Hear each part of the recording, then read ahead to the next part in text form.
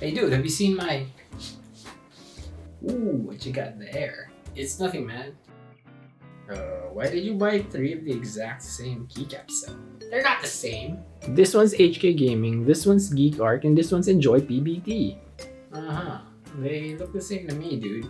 Just get out! Alright. Where did I put my Tai-Hao body though? What has my life become?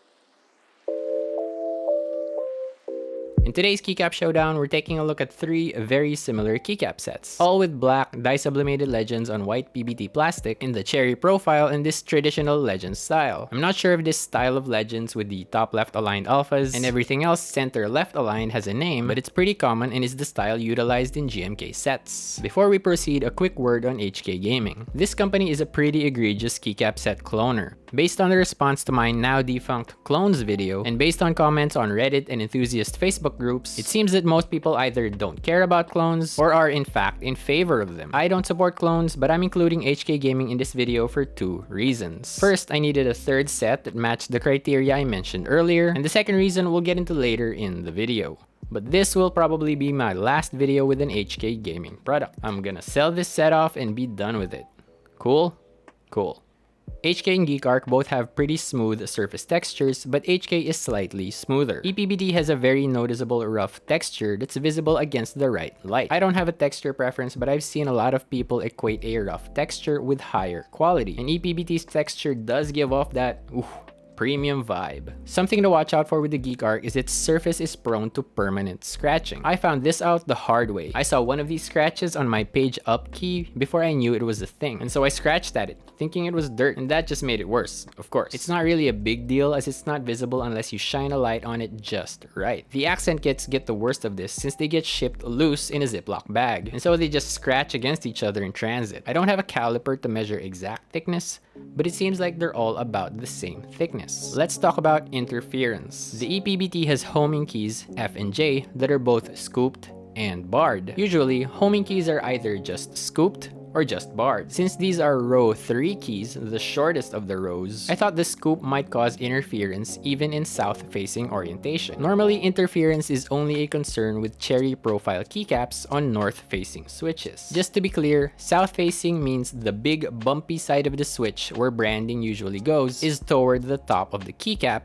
and north-facing is the opposite. And interference means that on a key press, the keycap hits the switch housing, preventing a full bottom out. There's a test you can do with a small piece of paper to see if the keycap and the switch housing are making contact. Slip the paper in between the keycap and the switch where the bumpy part is and press down on the keycap. While pressing down, attempt to pull the paper. If there's interference, the paper will get caught. If there's no interference, the paper will slide right out. Using this test, I found that the scooped homing keys did indeed cause interference. However, during normal use, I really couldn't tell. And even when listening closely, it seemed to change depending on how I was hitting the key. Like how hard, on what part of the key, at what angle. Really, it's kind of maddening.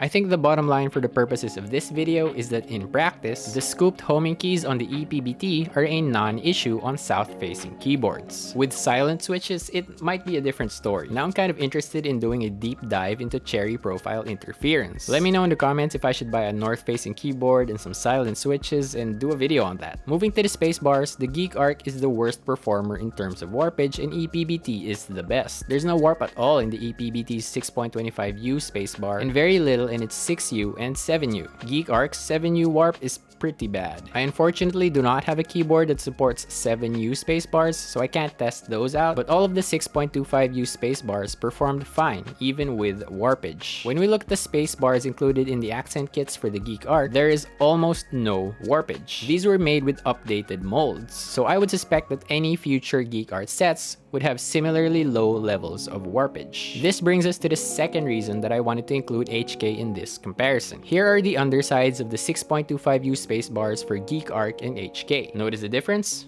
Right, there's no difference. They're exactly the same, right down to the mold circles, the inner structure lines, not sure what they're called, and even the text indicating the spacebar size. I checked pretty much every key and found them all to be nearly identical, save for some that had no text or some with a mold mark on a different side. But those differences also manifested within the same set. I'm not sure what this means, as I'm not knowledgeable on any kind of product manufacturing process. Perhaps this means that both keycap sets were created in the same factory. As far as I can tell, Geekark is a manufacturer of keycaps and not just a brand, in the same way that JWK is a manufacturer of switches for many different brands, including Durock. So perhaps Geekark is the manufacturer for HK gaming keycap sets, or perhaps there's a third party doing manufacturing for both. If anyone has any further knowledge into this, please sound off in the comments. All three sets have clean and crisp dye sublimation.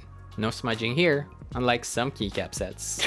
As I mentioned in my previous Keycap Showdown, I have some problems with the legends on the HK. Some of them just do not look good. Most glaringly, the letter G. I have no such problems with Geekark and ePBT. But in terms of cohesion, I think the ranking goes from best to worst: ePBT, HK Gaming, Geekark. When you look at the ePBT, the thickness for all of the lines on all of the legends, whether it's the alphas or the mods, is very uniform. I'm not sure, but I want to say that that's probably down to the designer of these keycaps, GOK. HK is also pretty uniform, but it looks overall a bit thinner than ePBT. Geekark has a bit of a disparity in line thickness between its keys, and for some reason the Geekark accent keys have even thinner letters. There's a lot to cover in terms of kitting, so let's just go through some common layouts and key configuration needs. For HHKB, Geekark and ePBT are a yes, while HK is a no. For the 64 key 60% with the 2U left shift and 1U right, again Geekark and ePBT are a yes, while HK is a no. For 65 and 75%,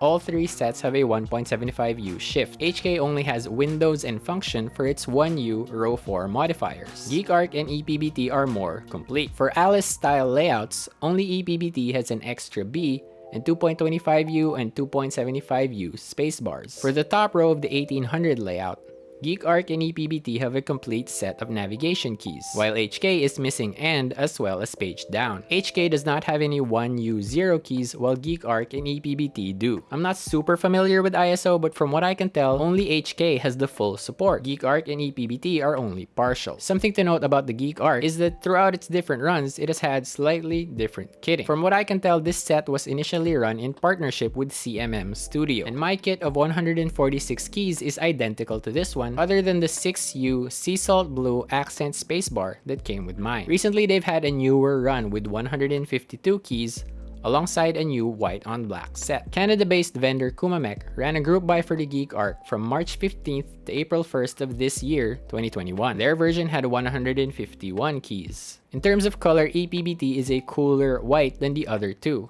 being matched to GMK's WS2. Geekark is matched to WS1, and HK is pretty indistinguishable from that. We're gonna do a very quick side-by-side sound test here. Just 3 seconds for each set for 3 rounds for a total of 27 seconds. Cool? Cool.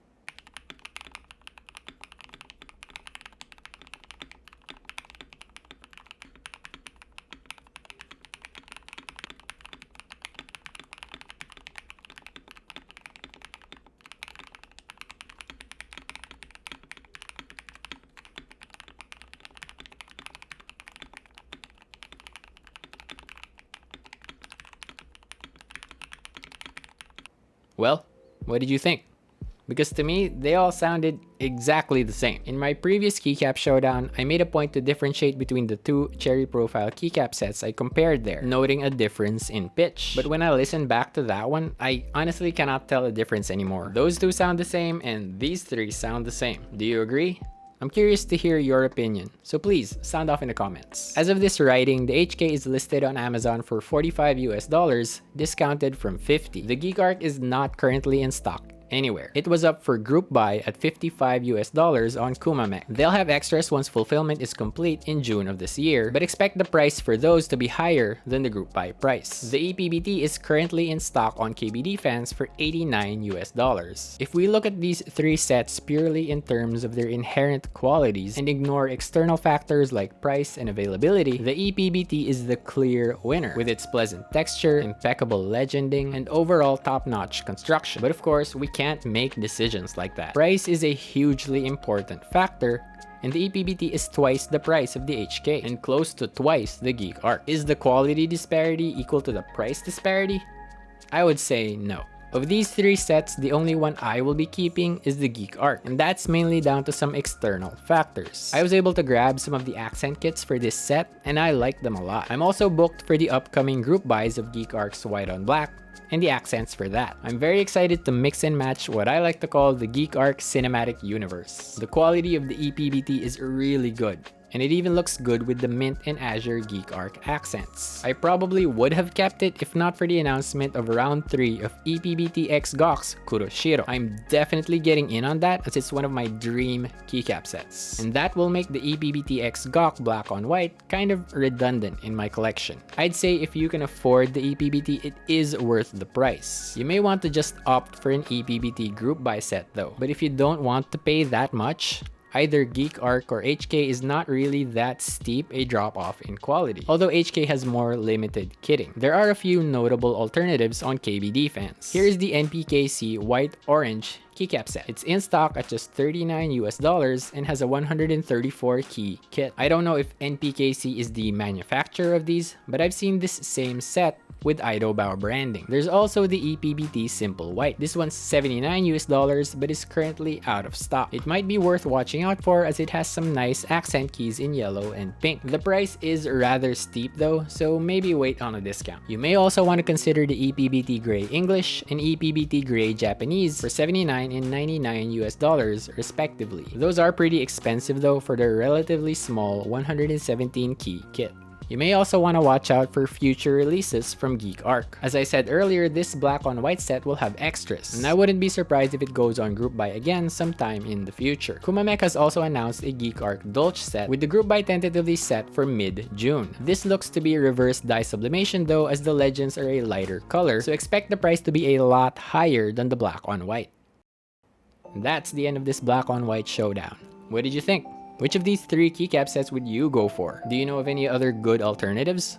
Let us know in the comments. Once again, if you found this video helpful, insightful, informative, entertaining, or any other positive adjective, please consider giving it a like and subscribing to the channel if you haven't already. Thank you so much for watching.